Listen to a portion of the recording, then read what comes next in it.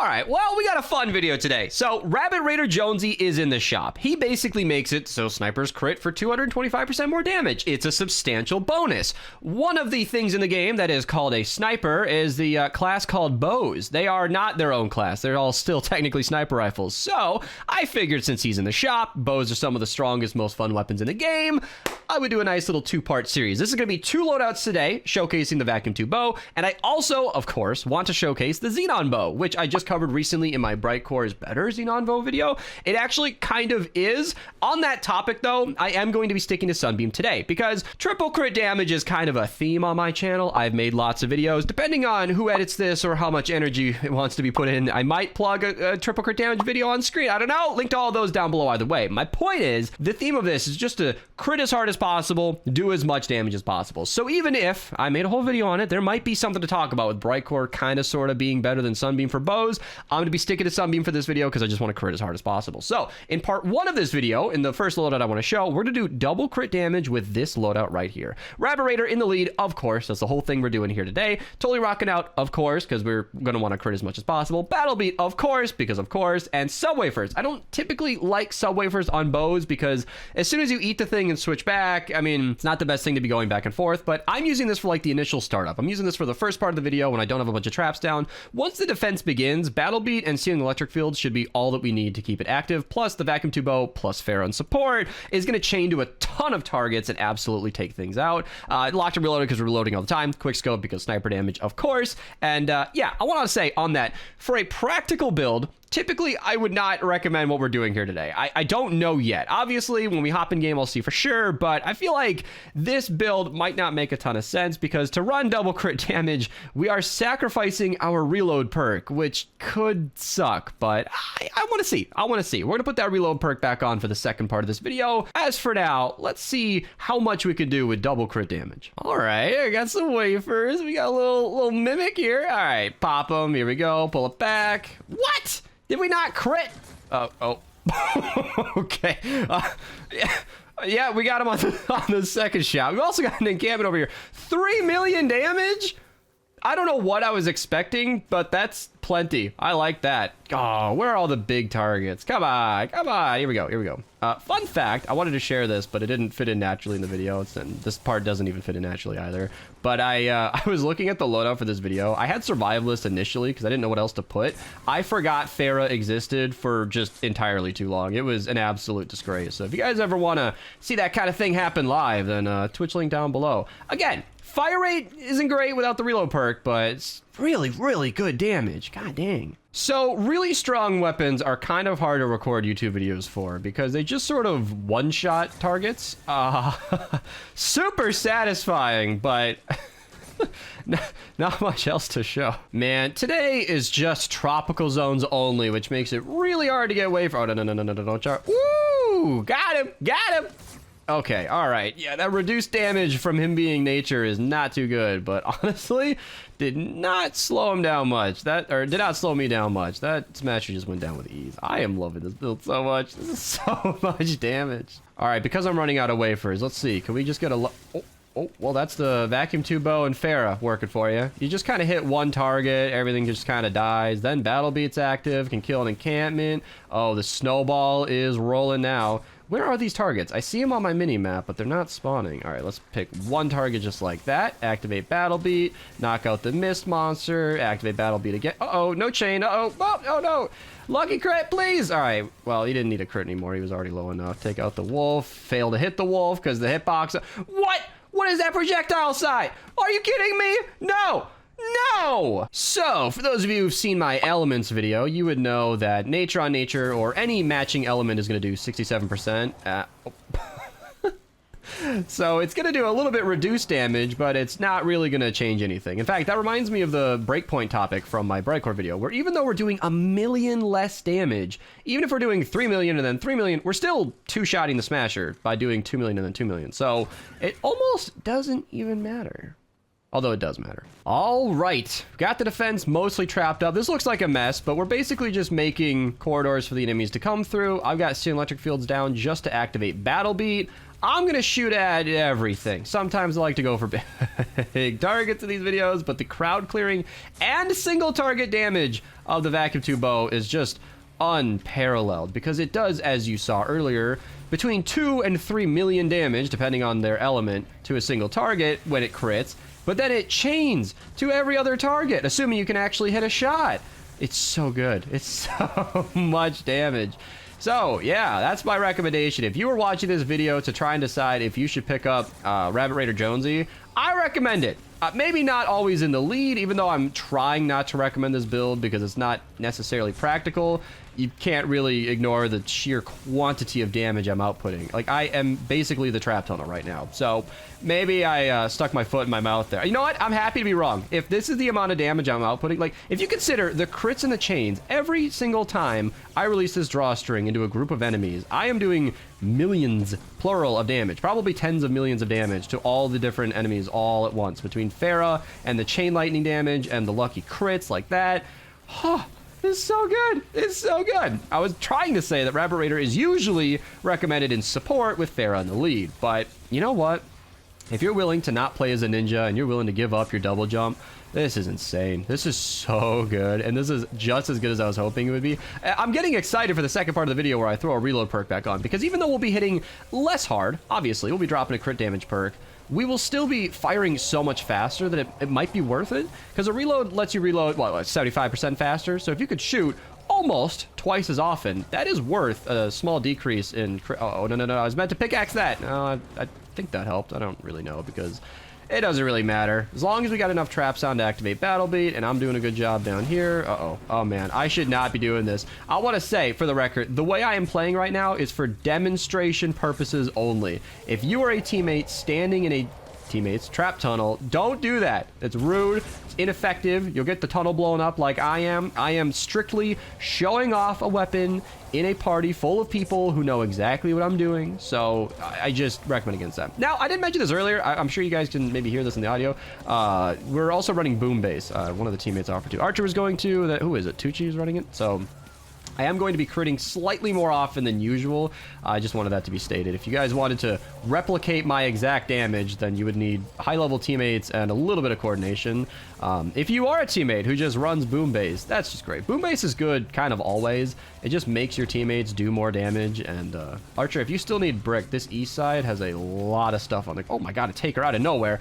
Oh man, I'm getting Frost Knight flashbacks. I don't want to cut in any clips of me dying to a taker out of sheer shame, but I have that's usually how I die when it comes to the Frost Knight runs, other than that one run where I shot a discharger at a ricochet mini boss. That was another bad one. You know, I was thinking about relocating my position, but it doesn't even matter. I mean, look at this. I don't know where that shot went, but this crowd of targets is just dying easily. I didn't think we would need. I just want to make sure when they're not glitching through the air that I fire before they're done glitching, or after they're done glitching, because I don't want to glitch through. This weapon scares me. I have no reload perk. I basically got 1.3 second reload plus the draw time, so basically a second and a half between shots. That's a lot of time. Am I right, ladies? You know, Aewol-ri, who's been helping me edit these videos, is a lady herself. I'm wondering if I'm going to get an editor note for saying that. I want to say on that note, huge thank you to her. I credit her in the bottom of the description for those of you who are curious which videos she helped on. Basically, the editing process of these videos includes kind of like an A-roll cut, which is just the audio. That is strictly just me talking through and then cutting that part together so it's a coherent, you know, audio track. And then there's sort of the B-roll, which is the footage, the gameplay, which when I'm doing a live recording is kind of recorded at the exact same time as A-roll. But then sometimes B-roll is me cutting in that footage that I often do when I reference stuff. But for me to do all that has been something I've been doing for years. I've never loved editing. That's the part that I like the least. I love recording. I love showing off fun builds. The start of my channel were Minecraft creations that I was very proud to show off. And to this day, I like what I got done on that game. But editing has always been like a hurdle. And Aewol-ri really enjoys editing and is happy to help. And so she's been like cutting up that audio track to give me like a clean start, and then she timestamps when I plug videos and stuff so I can go through, and it saves me a lot of time. She's really having a fun time with it, it seems, which I'm glad. It's a perfect combo. Somebody who doesn't love editing, getting help from somebody who does enjoy editing, I mean, that's just a win-win right there. She gets experience, I get more videos out for you guys, I get less specific work per video on my own, and so yeah, if you guys have been enjoying a smooth amount of content for weeks and weeks straight, that is largely thanks to her, because I've also had a personal life that's gotten a lot more active recently, and that has impacted my ability to produce videos. So what kind of mini boss do we got over here? Oh, a trap vulnerable. All right, well, I see now why you didn't call it out, because I can't really do anything to that. I'm gonna just go back to that east side. That seems to be the place to go if I'm trying to get some kills here. I haven't even had to use any wafers for a while. I'm gonna do so just to heal a little bit, and yeah, see, I stopped standing this. Take the L on the mini boss. Oh, did you kill it right away? Yeah. Trap vulnerable is so satisfying. It's basically a freebie. Then building blocker's not a problem anymore. We got that bug patched. How good does that feel? Like, honestly. Isn't that so good? Like, building blocker was stopping traps from activating, for those who don't know. And Archer and I reported that and got it fixed. Like, it's fixed now. Traps work on them, which is great. A trap vulnerable mini boss that... Ooh, wait, hold on a second. Did I just see something stupid? Did somebody just pull a small brain? Okay, no. All right. For whatever reason, I saw that metal and I thought they were broadsides. I would have noticed the cannonballs earlier, I'm sure. Please don't do that, you guys. Viewers watching these videos, if you place a broadside, make sure it's facing a wall. That is the correct way to do things. And don't have them shooting off into nothing. That does not seem to be what I'm encountering here, which I'm glad to see. I was worried for a second, but I gotta say it anyway. That's not the way you place broadside. This is the most satisfying game I've recorded in a while. When I just start talking about random nonsense like broadsides and enemies are dying by the thousands in front of me, that's a good combo. That's a good combo. You know a weapon's performing well when that's how things are happening, because this is just carnage. This is absolute annihilation. I am looking forward to the next part of this video, because this is just Fortnite ASMR. If I shoot this, does it branch to a target? Let me see real quick here. It does. So I can shoot these beehives and it'll chain to the next target, which is awesome. You know, that gives me a nice little excuse to talk about Farah. So for a long time, well, I don't know. This was a long time ago, I should say.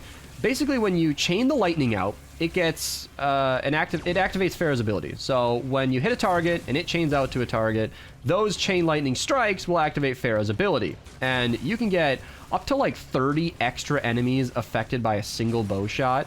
And there was a bit of controversy in the community because after that was introduced into the game, Epic deemed it far too powerful, and I can't imagine why. Just take this entire video as note.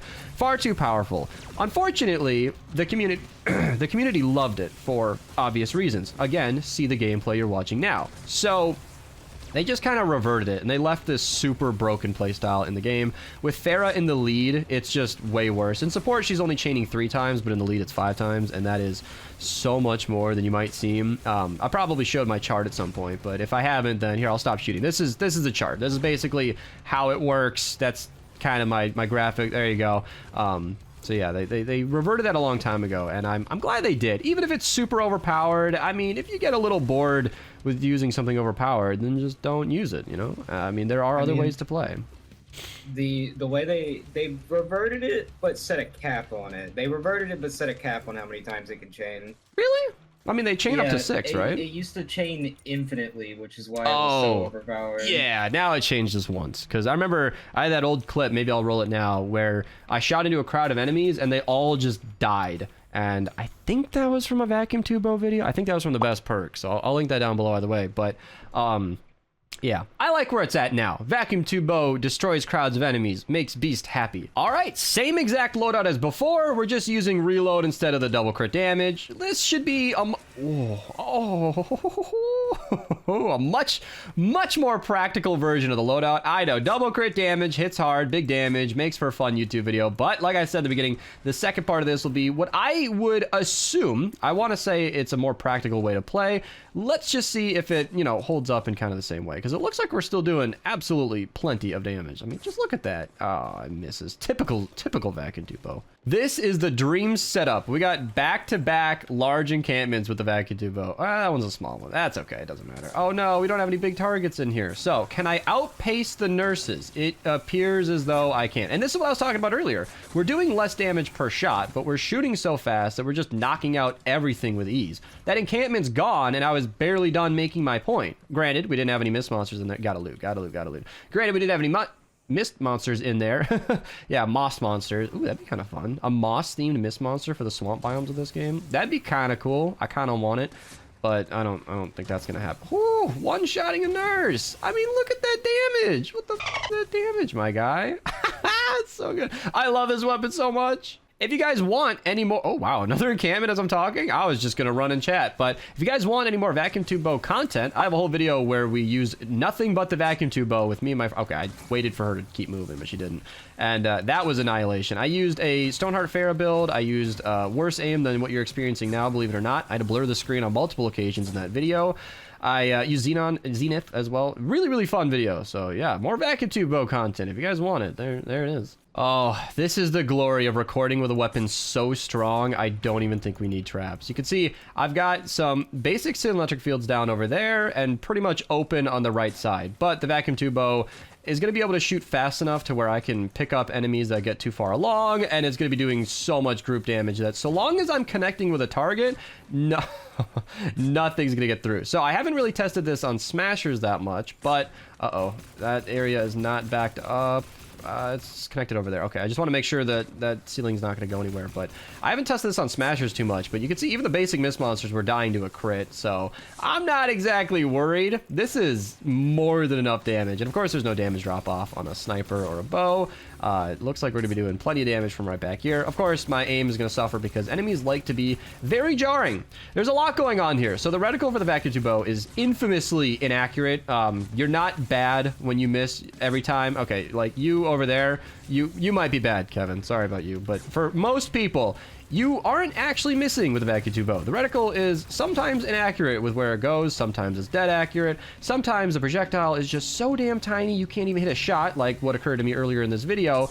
So it's really, really weird. And then on top of all of that, enemies are literally programmed. If you've ever been aiming at a nurse or a lobber, they are literally programmed to jump to the side when you shoot at them.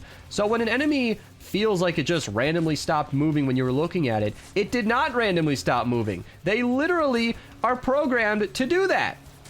So this weapon can be very frustrating to use. In my top 5 bows video, link down below, I compared the vacuum tube bow and the xenon bow, and I made the controversial opinion of stating that the vacuum tube bow is better. And I think for damage, it really is. It does way more damage than the xenon bow. Difference is, there is a lot going on with that. Xenon bow is a lot easier to use. It's energy and just works on all elements super conveniently. Although, on that note, the nature copy of this weapon does do 67% of nature, which is perfectly fine. With the amount of extra damage this weapon does, based on it doing literally more damage and chaining to multiple targets, it makes up for that. I talked about all that in the video. My point is, the xenon bow is a lot more convenient to use, and that projectile is so big that anybody who has used the xenon bow, which is, let's be honest, all of you, has noticed that you don't really need to actually hit a target in order to basically hit the target. Like that. That would have totally hit on the xenon bow, because it just absolutely cannot miss that weapon. The projectile is so big, it's so convenient to use. But yeah, anyway, that's my long rant about the vacuum tube bow being inaccurate. It's a very frustrating weapon to use at times, but I don't know. I think it's fair. I think as long as it's functioning, I'm okay with a difficult to use weapon. As long as there is some level of skill that can merge the gap, that makes sense to me. It's just that when you aim straight at an enemy and your projectile goes straight through them, which can happen with this weapon, it's a lot less fun to use it. So yeah, this is just enjoying the carnage right now. I don't think there's a trap above me, so I'm just gonna stand right here. I think this is the optimal spot to be. This is where a lot of the enemies are converging. Took that taker right out of the sky. Very, very nice. Oh, he got stuck in the tar pit. Okay, I was waiting for him to keep moving. I didn't know if that tar pit was up or not, but yeah, it happens. But yeah, I want to just enjoy this weapon because this is such a great. Woo! Oh, don't stop randomly. There we go. All right, we got it perfectly. We timed it well. This weapon, by the way, is about to break.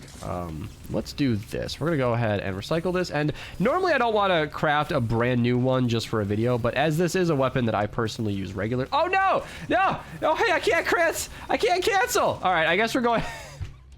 I guess we're going back to double crit damage because I can't craft it. I didn't change my schematic back. Well, I guess we're going back to double crit damage, which is not what I wanted for this video, but I think you guys saw what we were trying to show. I think we can all just enjoy the carnage that is this video.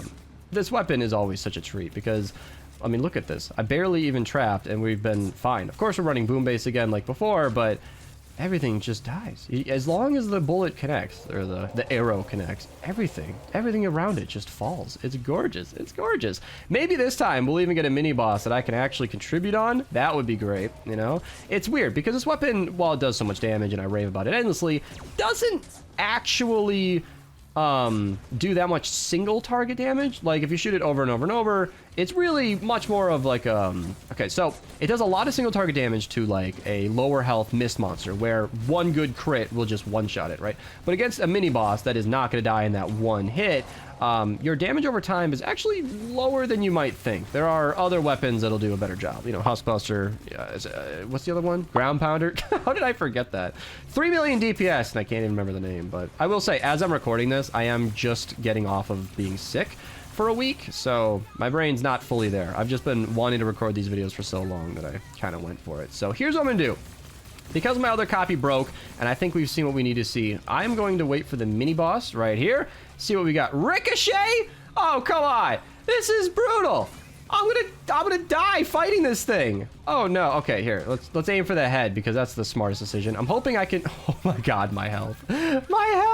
Okay. Get some campfires down. I'm basically charging up the next shot to be able to actually tank some damage. But it looks like we're getting that nice glitch. You guys see what I mean? Yeah, well, I died. Okay, doesn't seem like I'm going to be able to do much to this mini-boss, and I don't want this video to be a ton of time. If you guys want more Vacuum Tube Bow carnage, just for the enjoyment of watching it happen, you guys can either, you know, Twitch follow down below, request a loadout, or you guys can comment down below, tell me you guys want to see more Vacuum Tube Bows. If there are fun loadouts for this weapon that you guys want me to try that I haven't shown on the channel, then leave a comment, let me know. Thank you guys so much for watching. Subscribe if you're new. I'll see you guys in the next one, and yeah, enjoy the rest of your day. Take it easy. Little note for the end of the video, 14,500 damage. Yeah, that's about right. And then Tucci's on the left with 65, 66. So, yeah.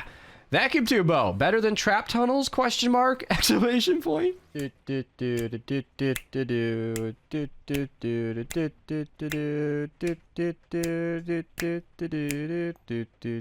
then...